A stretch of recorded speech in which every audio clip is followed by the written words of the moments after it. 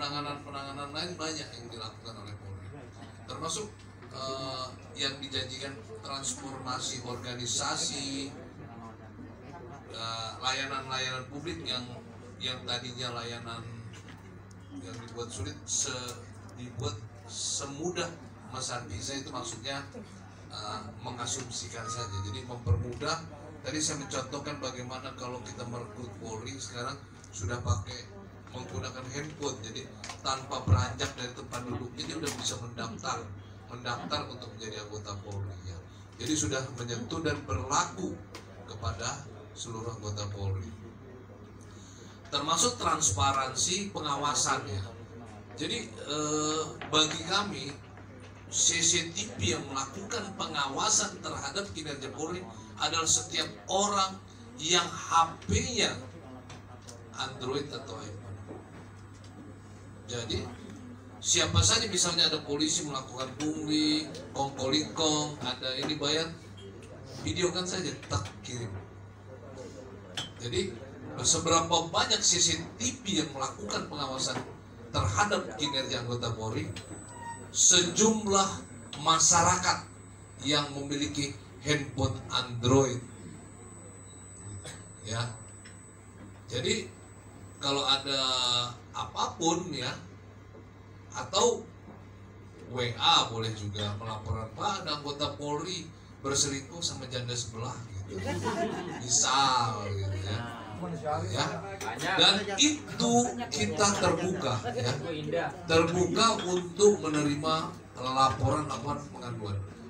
Bahkan kita mengharapkan tentu ini harus menjaga marwah tugas mulia anggota Polri. Kita juga tidak mau ratusan ribu anggota dirusak hanya beberapa oknum anggota ya. Jadi mungkin sedikit menjawab tadi kalau kita dengan AKP Broto Sedomo ya, tentu dia sudah menjalani hukuman tidak, dia sudah menjalani hukuman selama 5 tahun. Dia sudah divonis pengadilan 5 tahun, namun dia dinyatakan layak oleh pimpinannya yang mereka layak, karena memang pada saat itu tahun 2020 ya. Saya tidak mengerti kenapa di tahun 2022 ini muncul lagi ya. Dan berita tentang penyimpangan atau pelanggaran anggota Polri itu menjadi sebuah hiburan apa ya bagi masyarakat. Sebenarnya membuka aib orang gitu ya sebenarnya sih. Dan tidak ada kepentingan untuk masyarakat. Kalau kepentingan masyarakat tuh lebih baik ini ya, nonton bola Real Madrid ya, itu kan itu kebutuhan kita itu. Tapi ada anggota Polri gitu kan, katakanlah pacaran gitu kan, itu kebutuhan siapa itu? Karena apa? Mohon maaf ya, yang salah dia. Tapi ingat, dia punya istri, punya anak-anak, punya orang tua. Bayangkan kalau anggota Polri itu adalah saudara kita.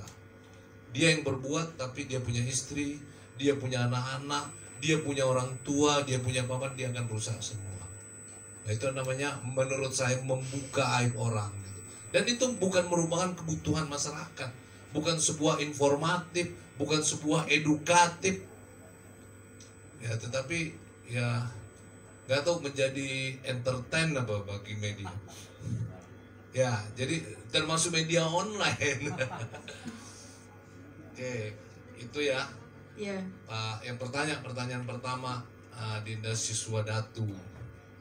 Ya, jadi sekali lagi intinya program ini untuk seluruh anggota Polri dari Polda Aceh sampai Polda Papua Barat. Langsung yang saya jawab dari silakan. Perubahan Bang Juni dari media. Juni ya Bang? Dodi. Mentalitas 7.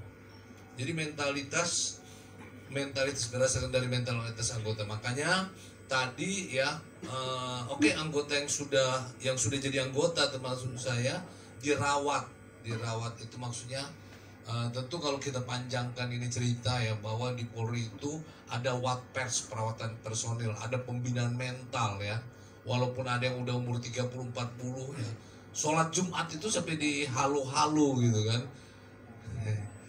Ya, saat ini sudah memasuki waktu sholat Jumat, diminta kepada seluruh anggota yang berada di sebuah, gitu ya. Jadi tetap tentu ya perilaku anggota itu, attitude segala macam harus dibina ya, diingatkan. Kemudian perubahannya bagaimana? Perubahannya ya, kalau kita menyampaikan bahwa kita expose berapa orang yang dilakukan PTDH, dipecat, ya, tidak bisa dipertahankan. Kita selalu sampaikan ke publik, seluruh Indonesia yang menyampaikan di Propam itu disampaikan berapa orang yang dipidana, berapa orang yang sidang kode etik dan sidang disiplin ya. Dan ini kita sampaikan secara transparan. Secara transparan itu ya supaya keluarganya juga tahu bahwa perbuatan ini terutama terhadap si korban ya. Ya tadi Mbak Anissa bilang katanya ada yang di Jawa Timur ya, sehingga ada yang ditinggalkan ya, saudara N ya, ditinggalkan akhirnya dia sampai bunuh diri kan gitu. Ya. Kemudian anggaran, maksudnya Bang Rudi anggaran gimana?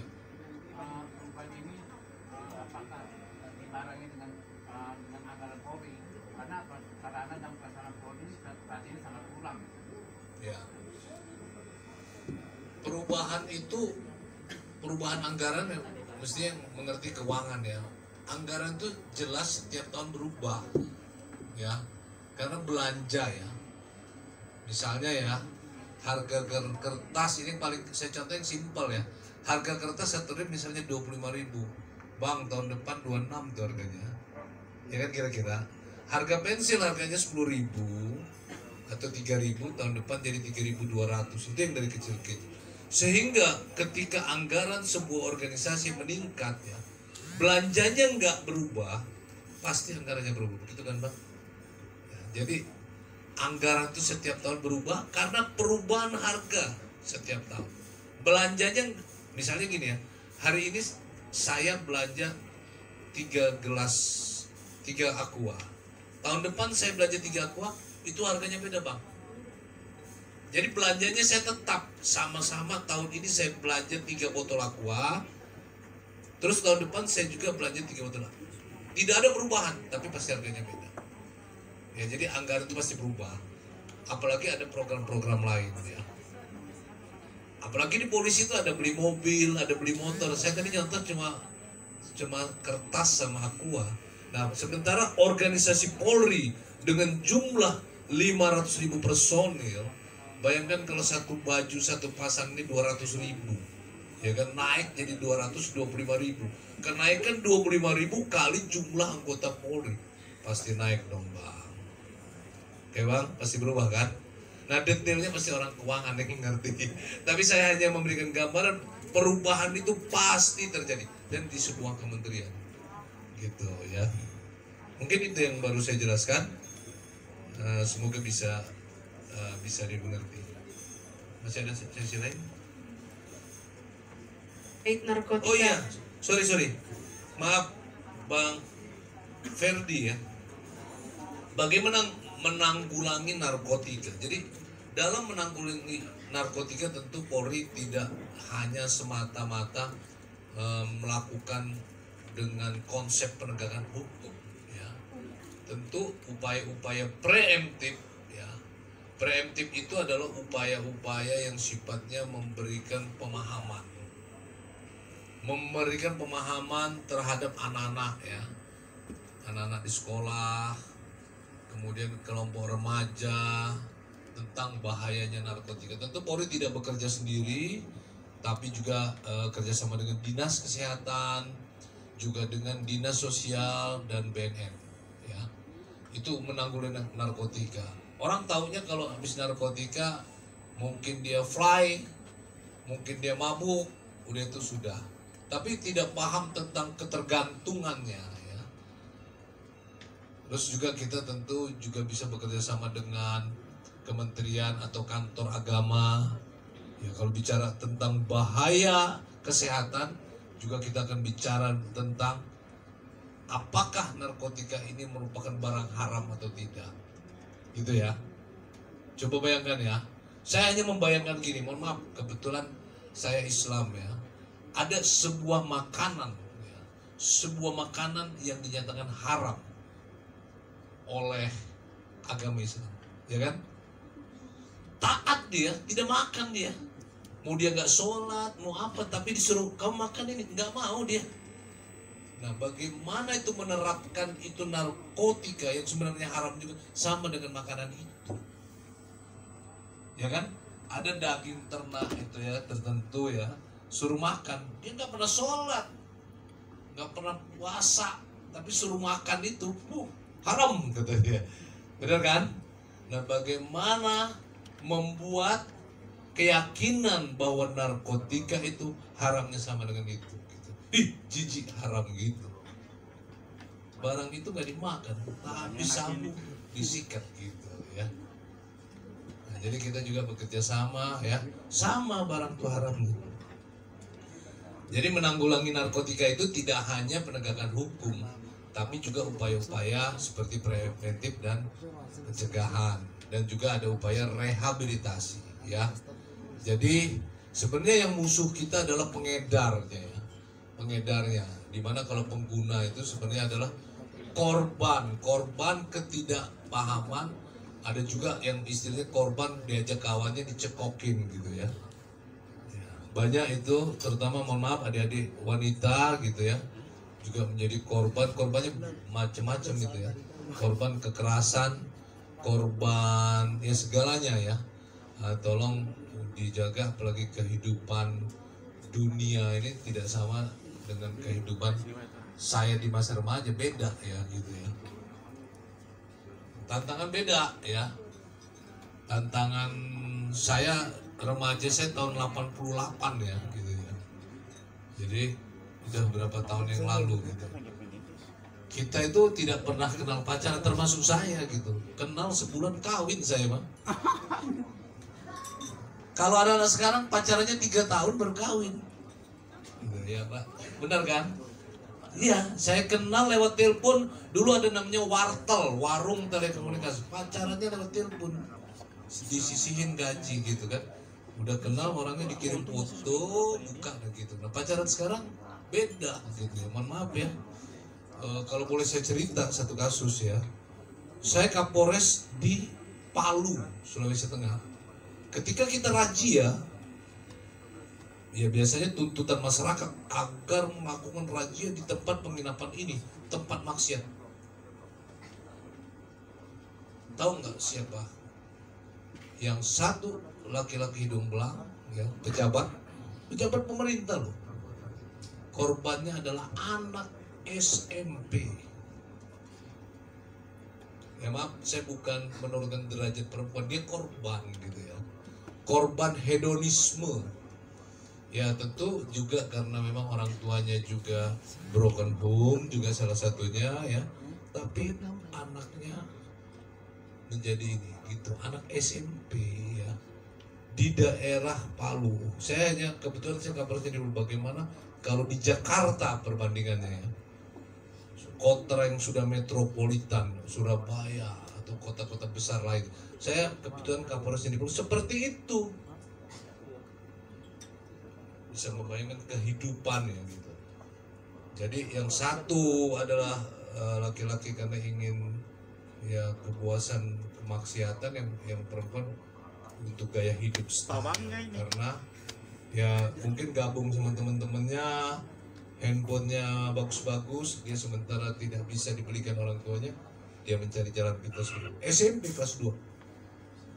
Maaf, ini hanya satu contoh, tidak bermaksud menurunkan derajat, terutama maaf terhadap kaum wanita atau kaum perempuannya.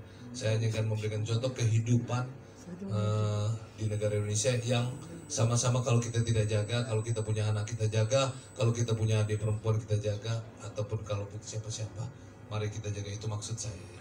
Iya, siap. Untung sekarang udah ada undang-undang TPKS ya Kanda ya. Jadi bisa lebih menjaga perempuan dari adanya kekerasan seksual, dari eksploitasi seksual. KDRT aja dijaga. Iya betul. Masalahnya perempuannya mau. Oke baik, selanjutnya kita buka satu sesi lagi, 3 pertanyaan untuk yang mau. Silakan. Sudah ada yang. Coba 1, 2, 3. Coba tanya aku. Jam berapa? Satu yang lagi.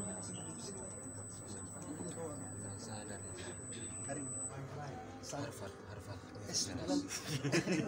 Ngeri dong. Terkait itu.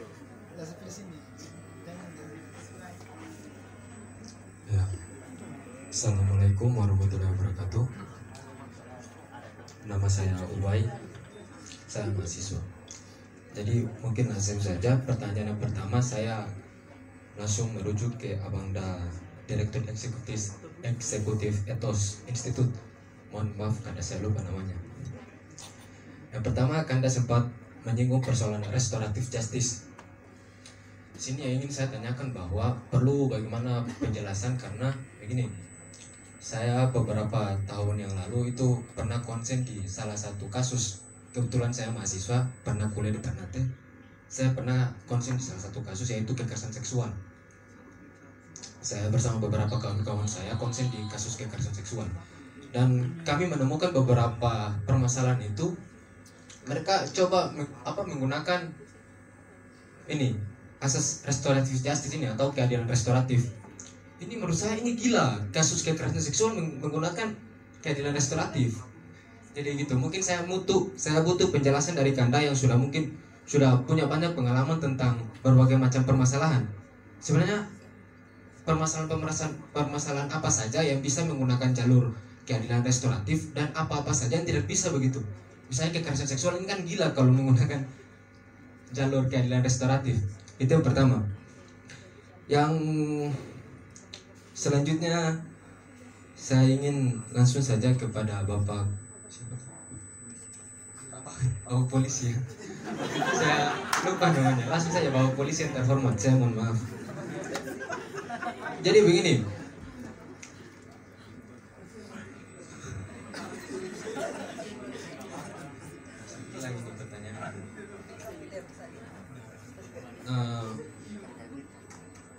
Ya, saya butuh mungkin ketegasan kepada oknum-oknum kepolisian yang bertugas.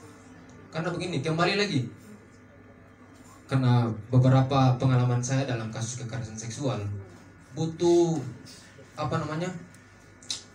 mungkin sedikit pendidikan politik atau pendidikan sex education terhadap anggota kepolisian yang menangani korban-korban kekerasan seksual.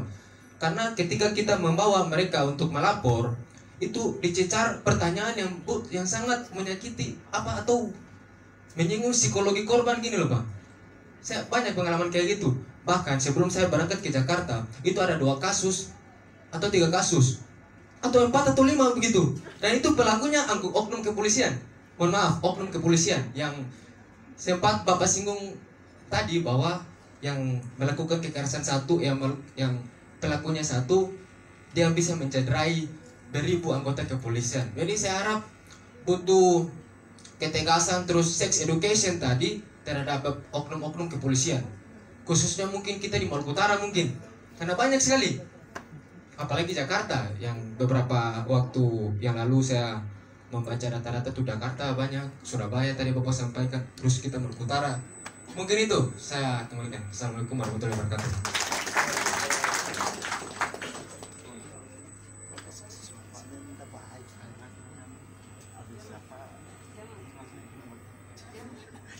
Baik, assalamualaikum warahmatullahi wabarakatuh. Nama saya Faris dari mahasiswa UPK.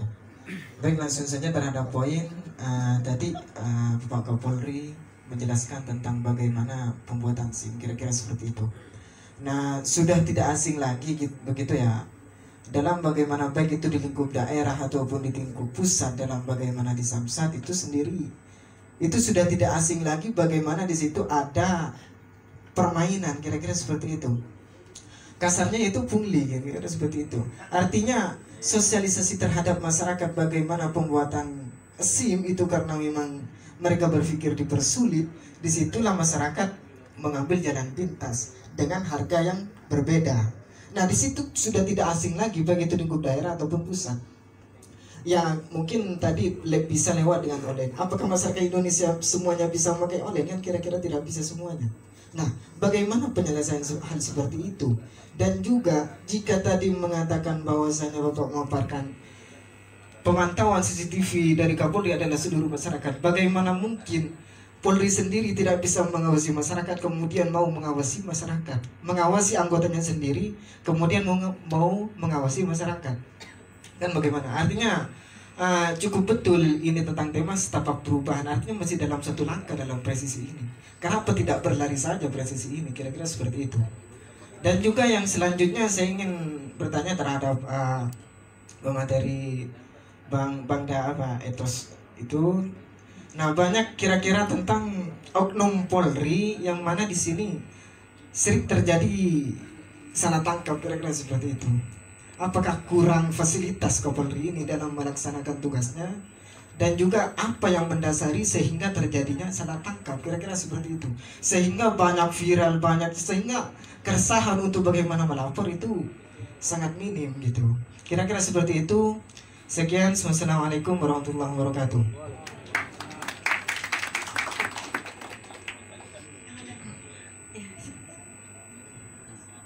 Kita ucapkan selamat datang kepada Bapak Hican Panjaitan, narasumber kita, tepuk tangan ini.